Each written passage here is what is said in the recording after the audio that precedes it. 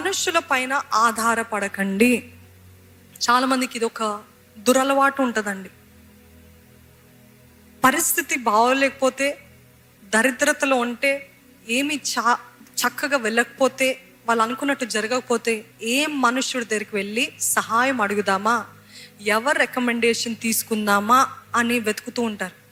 ఈ మాటకు వస్తే మా జీవితంలో నేను దైవజనులో ఒక విషయమై అన్ని విషయాలు బట్టి ఫస్ట్ ప్రార్థన చేసి చిత్తాన్ని తీసుకుంటూ ఉంటాము. ఒక విషయంలో మాకు ఎంతో తెలిసిన వ్యక్తి, ఫ్యామిలీ ఫ్రెండ్ ప్రోత్సహిస్తున్నాడు, ఇది తీసుకోండి, ఇది తీసుకోండి, ఇది తీసుకోండి అని. మాకెందుకో మనసులో నెమ్మది లేదు. ఎంతమందికి తెలుస్తుందండి, ఒక విషయంలో దేవుడు చిత్తం కాకపోతే నెమ్మది ఉండదు. You don't feel peace, you don't feel calm. అట్లాంటి పరిస్థితుల్లో వాళ్ళేమో మనల్ని ప్రోత్సహిస్తుంటారు. మనకి మొహమాటం కదా, మన సొంత వారు, దగ్గరున్న వారు వాళ్ళు అలా అడిగితే కాదనిలేం కదా. మనం ఏమంటాం, ఓకేలే సరేలే. మేము వేరే ప్రాంతంలో, వేరే ఊర్లో ఉన్నాము. ఆ ఊరిలో దేవుని పరిచర్య చేస్తున్నాం. అది ఆంధ్రాలో. హైదరాబాద్కి రానప్పుడు ముందు పరిస్థితి. అయితే ఈ వ్యక్తి మాకు పదే పదే ఫోన్ చేసి, ఏమైంది, ఆ డిసిషన్ తీసుకున్నారా, ఏమైంది, ముగించమంటారా అని అడిగారు. ఇంకా సరే మొహమాట పడి మేమేమన్నామంటే, సర్లే కానిచ్చేయండి అన్న వెంటనే ఇద్దరికి ప్రేరేపణ కలిగింది. నిజంగా దేవుని చిత్తమా, మనము దేవుని అడగకుండా చేసేసామా అని అడిగినప్పుడు ఆయన అన్నారు, ఒకసారి ప్రార్థన చేద్దాము, ప్రార్థన చేసిన తర్వాత దేవుడు ఏం మాట్లాడుతున్నాడో చూసి దాని తర్వాత ముందుకు వెళ్దాం అన్నారు. ప్రార్థన చేస్తాము. అదే సగం మనసుతో కొంచెం గిల్టీగా, దేవా నేను అడగకుండా చేసేసాం నిర్ణయము అని చెప్పి ప్రార్థన చేసి బైబిల్ ఓపెన్ చేసిన వెంటనే మాకు ఒక షాక్ కలిగిందండి. యెషయా గ్రంథము 31వ అధ్యాయము 1వ వచనం వచ్చింది. ఇశ్రాయేలు పరిశుద్ధ దేవుని లక్ష్య పెట్టకయు, యెహోవా యొద్ద విచారింపకయు, సహాయము నిమిత్తము ఐగుప్తునకు వెళ్ళుచు గుర్రములను ఆధారము చేసుకొని వారి రథములను విస్తారములనియు రౌతుల బలాఢ్యులనియు వారిని ఆశ్రయించు వారికి శ్రమ. అర్థమైందా దేవుడు ఎంత సూటిగా మాట్లాడతాడో? ఇంకా మీకు డౌట్ ఉందా? ప్రతి నిర్ణయంలో దేవుడు మనకి సూటిగా మాట్లాడతాడు. ఈ మాట వచ్చింది చూసారా, ఎంతమంది చదివారు? దేవుణ్ణి లక్ష్య పెట్టక వారు అనుగ్రహించిన దాన్ని, ఐగుప్తు అంటే లోకము, లేకపోతే స్నేహితులు, లేకపోతే పార్ట్నర్స్, వాళ్ళు అనుగ్రహించే దానికోసము వారి దానిపైన ఆశపడి నన్ను అడగలేదు కదా, మీకు శ్రమ అన్నాడు దేవుడు. నిజంగానే శ్రమగానే అయింది అది. ఆ నిర్ణయం అంత భారము, ఆ నిర్ణయం బట్టంత శ్రమ, కలవరము, ఆందోళన పొందుకున్నామండి. అంతా ఇంత కాదు. అప్పుడు వెంటనే మేము ఇంకా మరలా చెన్నైకి వెళ్ళిన తర్వాత, ఇదొద్దు, ఏమొద్దు, మీకు దండం అని చెప్పి పంపించేసాము. ఇది దేవుని చిత్తము కాదు అని చెప్పి పంపించేసాము.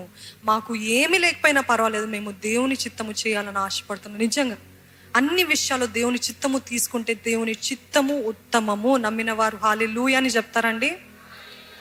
ఈరోజు ఎవరిపైన ఆధారపడుతున్నారు? వీళ్ళని అడిగితే నాకు సేఫ్, వీళ్ళని అడిగితే నేను సహాయం పొందుకుంటా, వీళ్ళని అడిగితే. కానీ వాళ్ళు దేవుని చిత్తంలో ఉన్నారా? మనుషుల పైన ఆధారపడుతున్నట్లయితే వారికి నిశ్చయముగా శ్రమ. అదే రీతి ఇర్మియా గ్రంథంలో రాయబడి ఉంటుంది, మనుషుల పైన ఆధారపడిన వారు శాపగ్రస్తులు అంట. ఈరోజు మన జీవితంలో చాలా మందికి శాపము రావటానికి కారణం ఏంటో తెలుసా అండి? అన్నిటికీ మనుషుల పైన ఆధారపడుతున్నాం. డబ్బులు కావాలా, మనుషులు. సహాయం కావాలా, మనుషులు. అన్నిటికీ మనుషులు. మొట్టమొదటిగా దేవుని దగ్గరికి వెళ్ళండి. మొట్టమొదటిగా దేవుని అడగండి. First go to the throne and then the phone or the people. దేవుని దగ్గరికి వెళ్ళి, దేవా ఇది నీ చిత్తమా? ఈ మనుషులతో నేను సహాయం అడగటము నీ చిత్తమా? ఎందుకంటే దేవుడు కదపనట్లయితే వారిని ఎవ్వరు కూడా మూవ్ చేయలేరండి. మీరు అనుకుంటున్నారు, దేవుని సహాయం లేకుండా నేను ఆ మనిషిని అడిగితే ఆ మనిషి సహాయం చేస్తాడేమో, ఆ పరిస్థితికి, ఆ ప్రస్తుతానికి చేస్తాడేమో. కానీ అదే మనకి పెద్ద కీడుగా మారుతుంది. తర్వాత అదే మనకు పెద్ద తంటగా మారుతుందండి. If God does not move a person, you will not receive any help. కొండల తట్టు నా కనులెత్తుచున్నాను, నాకు సహాయం ఎక్కడ నుండి వచ్చును? యెహోవా వలననే, ఇంకా ఆయన తప్ప నాకు సహాయం రాదు. ఈరోజు మనుషులు అనుకుంటున్నారా, దేవుడు ఎంత ఫ్రెండ్స్ అయినా అండి, ఎంత పార్ట్నర్స్ అయినా, ఎంత క్లోజ్ అయినా, దేవుడు వారి హృదయంలో ఫేవర్ పుట్టించకపోతే, ఆ దయ పుట్టించకపోతే మీకు సహాయం చేస్తారా? వాళ్ళు ఎంత ప్రయత్నించినా మీ జీవితంలో మీరు దేవుని చిత్తంలో లేనట్లయితే మీ చేతి వరకు వస్తుంది, కానీ జారిపోతుంది. ఒకవేళ వాళ్ళు ఇచ్చి ఉంటారు, కానీ దొంగల పాలవుతుంది, సడన్గా వెళ్ళిపోతుంది. ఏమంటారండి, చిల్లి సంచిలో వేసిన డబ్బుల వలె, పైసల వలె ఉండిపోతుంది. అంటే వాళ్ళు ఎంత సహాయపడినా ఏది కూడా మిగలదు. ఎందుకంటే అది దేవుని చిత్తంలో లేదు కదా. Remember this, if God doesn't move a person to give you or help you, nobody can do it. అర్థమవుతుందా? అందుకని మనుషుల పైన కాదు, మొట్టమొదటిగా దేవునికి దగ్గరికి వెళ్ళండి. మన జీవితంలో ఇలాగ నిలిచి ఉండటానికి కారణం ఏంటి తెలుసా? ఇదే. దేవుని పైన ఆధారపడకుండా మనుషులు ఇస్తారా, మనుషులు చేస్తారా, మనుషులు అడుగుతారా, మనుషులు నాకు ఇది చేస్తారు. No no no. ఐగుప్తుల పైన ఆధారపడు వారికి శ్రమ. ఐగుప్తుల్ని ఆశ్రయంగా చేసుకున్న వారు శాపగ్రస్తులు. I do not want any cursed people here. అంత సీరియస్ అండి దేవునికి ఇది, అంత ఇష్టం, అంత కీలకమైనది దేవునికి ఇది. ఏంటది? నా పైనే ఆధారపడాలి. ఆయన జెలస్ గాడ్, రోషం కలిగిన దేవుడు. ఆయన మహిమను ఎవరితో పంచుకోరు. అట్లాంటిది నా పైన ఆధారపడకుండా నువ్వు ఆ మనుషుల దగ్గరికి వెళ్తున్నావు. ఆ బిజినెస్ పార్ట్నర్, అన్బిలీవర్, ఆయన పైన ఆధారపడుతున్నావు, నువ్వు వీరిపైన ఆధారపడుతున్నావు, వారిపైన అని దేవుడు అడుగుతున్నాడు. ఈరోజు మనము జాగ్రత్త ఉండాలి. అదే చూడండి 3వ వచనము, యెషయా 31:3. ఐగుప్తీయులు మనుషులే గాని దేవుడు కారు. ఐగుప్తీయుల గుర్రములు మాంసమయములే గాని ఆత్మ కావు. యెహోవా తన చెయ్యి చాపగా సహాయము చేయువాడు జోగును, సహాయము పొందువాడు పడును. వారందరూ కూడి నాశనమగుదురు. అర్థమవుతుందండి? ఐగుప్తులు మనుషులే, వాళ్ళు దేవునితో పోల్చకండి. ఈరోజు మనుషుల్ని దేవుళ్ళలాగా చూస్తున్నారు. నాకు దేవుడు అండి మీరు, దేవుడు వారిని వాడుకొని మీకు సాయం ఇచ్చారు ఆ పరిస్థితికి. ఇంకా నెక్స్ట్ టైం ఆ ప్రాబ్లం వస్తే మరలా ఆ మనిషే నాకు సాయం చేస్తారు అనుకోండి, వాళ్ళే మనకి చెంప దెబ్బ కొట్టినట్టు మన పైన వాళ్ళు తలుపు మూసేస్తుంటారు. అందుకే వారిపైన ఆధారపడకండి, ఎందుకంటే వారు మనుషులే కానీ దేవుడు కారు. ఐగుప్తులు గుర్రములు మాంసములే కానీ ఆత్మ కావు.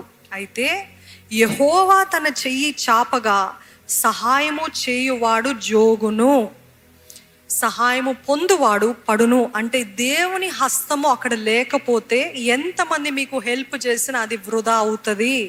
సహాయం పొందువాడు కూడా పడిపోవును. వారందరూ కూడి నాశనం అవుతారు. ఎవరైతే హెల్ప్ చేస్తారో, ఎవరైతే హెల్ప్ పొందుకున్నారో వారందరూ ఏకముగా నాశనం అవుతారంట. ఎందుకు? మొదటిగా దేవుని పైన ఆధారపడలేదు. ఈరోజు మీ కుటుంబంలో మీ తల్లిదండ్రుల విషయంలో, లేకపోతే మీ పితరుల విషయంలో మీరు చెప్పగలుగుతారు, వారు నమ్మారండి మా తల్లిదండ్రులు, ఆ బంధువుల్ని నమ్మారు, వారిని నమ్మారు. ఇప్పుడు మేము ఇలా ఉండటానికి కారణం ఏంటంటే మా తల్లిదండ్రులు మొత్తము. కొంతమంది తండ్రులు అండి వారి సొంత బిడ్డలకి ఏం మిగిల్చారు, ఒక్కటి కూడా మిగిల్చారు. ఒక పొలం ఏంటి ఏం ఉండదు. ఏంటంటే వారిని సంతోషపెట్టడానికి వారికి ఇస్తారు, వారి స్నేహితుల్ని సంతోషపెట్టడానికి వారికి ఇస్తారు, అందరికి ఇస్తారు. ఇక్కడ సఫర్ అయ్యేది, బాధపడేది ఎవరంటే భార్య బిడ్డలు. అనాథల వలె, విధవరాండ్ర వలె బ్రతకవలసి వస్తుంది. ఎందుకంటే లోకమంతటిని ఉద్ధరిద్దామని సొంత కుటుంబాన్ని సొంత చేతులతో నాశనం చేసుకుంటున్నారు. వీరిని సంతోషపెట్టాలి, వారిని సంతోషపెట్టాలి. చాలా అందుకనే జ్ఞానము. అందుకనే పౌలు భక్తుడు కూడా చెప్తూ ఉంటాడు, మొట్టమొదటిగా మీ ఇంటిని మీరు సరిగ్గా కాపాడుకోండి. తండ్రులారా మీ పిల్లల భయాన్ని మీరు పొందుకోండి, మీ పిల్లల ప్రేమను పొందుకోండి, దాని తర్వాత మీరు పరిచర్య చేయండి అని ఆయన వాక్యం తెలియజేస్తుంది. ఈరోజు ఎంతమంది కుటుంబాల్లో బిడ్డలు అలాగ అవటానికి కారణం అజ్ఞాన నిర్ణయాలు. పితరులు, తల్లిదండ్రులు అజ్ఞాన నిర్ణయాలు బట్టి బిడ్డలు అనుభవిస్తున్నారండి. అట్లా అనేసి నా తల్లి వల్లనే, నా తండ్రి వల్లనే అని చేదు పెట్టుకోమని చెప్పట్లేదు. ఆ కర్స్ బ్రేక్ అవ్వాలంటే ఇది మొదలుకొని అన్ని విషయాల్లో దేవుడి పైన ఆధారపడండి. నేను ఎందుకు ఇందాక మా గురించి ఆ ఉదాహరణ ఇచ్చానంటే, ఈరోజు అన్ని విషయాల్లో కూడా మనం అలాగ దేవుని చిత్తము తీసుకొనే ముందుకు వెళ్ళాలి. చిన్నదేంటి పెద్దదేంటి అన్ని విషయాల్లో దేవుని చిత్తము తీసుకుంటే ఏది శాపగ్రస్తమైనది, ఏది మనకి నష్టము కలుగజేస్తుంది, ఏది మనకి ఆశ్చర్యకరమైనది మనకి దేవుడు తానే బయలుపరుస్తాడు. ఈరోజు అన్ని విషయాలు, ఉద్యోగ విషయము, వివాహ విషయము, పరిచర్య విషయము. పరిచర్యలో గ్రోత్ లేదండి. మేము చేయవలసినంత చేసేస్తున్నాం. మేము వాక్యము ధ్యానిస్తున్నాము, ప్రార్థన చేస్తున్నాము, ఉపవాస ప్రార్థన చేస్తున్నాం, దేవుని నుండి ఎన్నో మర్మాలు పొందుకుంటున్నాను, ఎన్నో గొప్ప గొప్ప రెవల్యూషన్స్ నాకు కలుగుతున్నాయి. కానీ నా పరిచర్యలో గ్రోత్ లేదు, నా మాట ఎవరు వినట్లేదు. మేము ఎన్ని పాటలు ఎన్ని ఆరాధించినా ఇట్స్ నాట్ రీచింగ్ ఎనీబడి అనే పరిస్థితుల్లో చాలామంది ఉన్నారు. మీ పరిచర్యలో ఎదుగుదల కావాలా? దేవుని సన్నిధిలో గోజాడండి, మొరపెట్టుకోండి, కన్నీటి ప్రార్థన చేయండి, అజ్ఞాన నిర్ణయాలు దూరం పెట్టండి. దేవుని చిత్తానుసారంగా నడుచుకున్నట్లయితే దేవుడు తప్పకుండా ఎదుగుదలను ఇస్తాడు. ఒకవేళ దేవుని చిత్తానుసారం ఉన్నప్పటికీ అపవాది అడ్డుగేస్తున్నాడేమో. అందుకే నేను ఎప్పుడు చెప్తుంటాను, మా ప్రార్థనలు కూడా ఏం ప్రార్థన చేస్తాం తెలుసా? మా సరిహద్దుల్ని విశాలపరచు. ఈరోజు మీ జీవితంలో సరిహద్దులు విశాలపరచబడాలా? ఈ ఇల్లు చాలు, ఇది చాలు కాదు, మా సరిహద్దులు విశాలపరచయ్యా. నేను ఇంతమందికి ఆశ్చర్యకరంగా ఉన్నాను చాలు కాదు, నా సరిహద్దులు విశాలపరచయ్యా. మాకు ఇంత చాలు, నో, సరిహద్దులు విశాలపరచయ్యా. మా గిన్నె నిండి ఉండి అన్నుందా?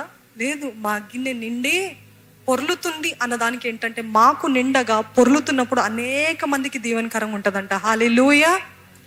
ఈరోజు మన గిన్నె నిండి పొరలాలండి. ఆత్మ విషయంలో ఏంటి, భౌతిక విషయంలో ఏంటి, కుటుంబ పరంగా ఏంటి, అన్ని విషయాలు ఎదుగుదల కావాలి.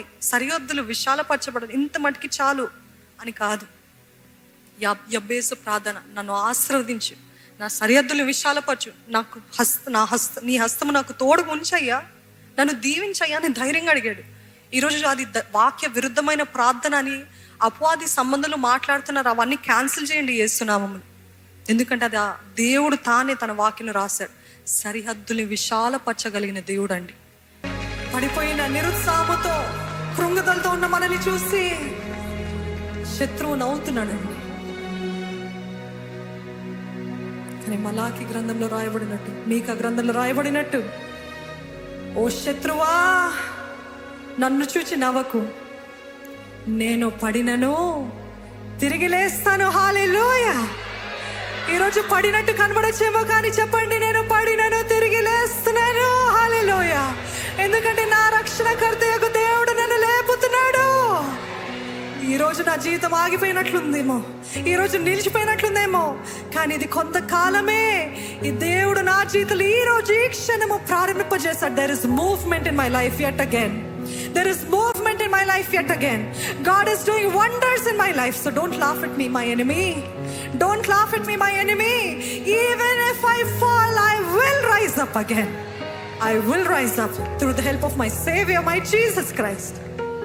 నేను మరలా లేస్తాను, నేను మరలా జీవిస్తాను. దేవుడు ఉద్దేశించిన కార్యము, పిలుపు, ఆయన ఉద్దేశము నిశ్చయముగా నా జీవితంలో నెరవేర్చబడును గాక. I will fulfill the destiny that God has for me. I will fulfill. No more delay, Lord. I rebuke once again every kind of stagnation and delay in everybody's life right now in the name of Jesus.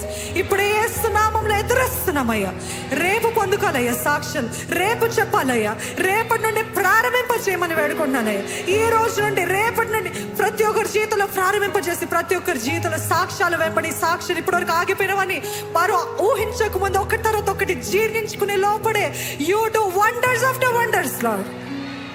అపవాది మమ్మల్ని ఒక బాణం తర్వాత ఒక బాణం తర్వాత ఇంకో బాణంతో, ఒక దాడి తర్వాత ఇంకో దాడి, కానీ ఏ దాడికి దాంతో గట్టు దేవా, నీవే హెచ్చింపుకి వెంబడి హెచ్చింపు, ఎదుగుదలకి వెంబడి తీర్పు, తండ్రి ఘనతకి వెంబడి ఘనత నీవే అనుగ్రహించమని వేడుకుంటున్నామయ్యా. నువ్వు జరిగించయ్యా. We ask you, Lord, because we are your children, Lord. నీ బిడ్డలమని అడుగుతున్నామయ్యా. నీ రక్తం చేత కడగబడ్డాము, కొనబడ్డాము, అందుకని అడుగుతున్నామయ్యా. నీ బిడ్డలు ఎవ్వరు కూడా దేవా అడుగంటిపోయిన స్థితిలో, నిలిచివేయబడిన స్థితిలో ఉండకూడదయ్యా. ఫలభరితమైన జీవితం ఇక్కడున్న ప్రతి ఒక్కరికి, లైవ్ లో చూస్తున్నా ప్రతి ఒక్కరికి యేసు నామములో కలుగును గాక అని వేడుకుంటున్నాము. నువ్వు ఏదైతే ఉద్దేశించావో, ఏదైతే ముందుగానే నిర్ణయించావో, అడ్డగిస్తున్నా, ఆటంకపరుస్తున్నా, ఎదురుస్తున్నా ప్రతి చీకటి శక్తుల ప్రభావాన్ని యేసు నామములో లయపరుస్తున్నామయ్యా.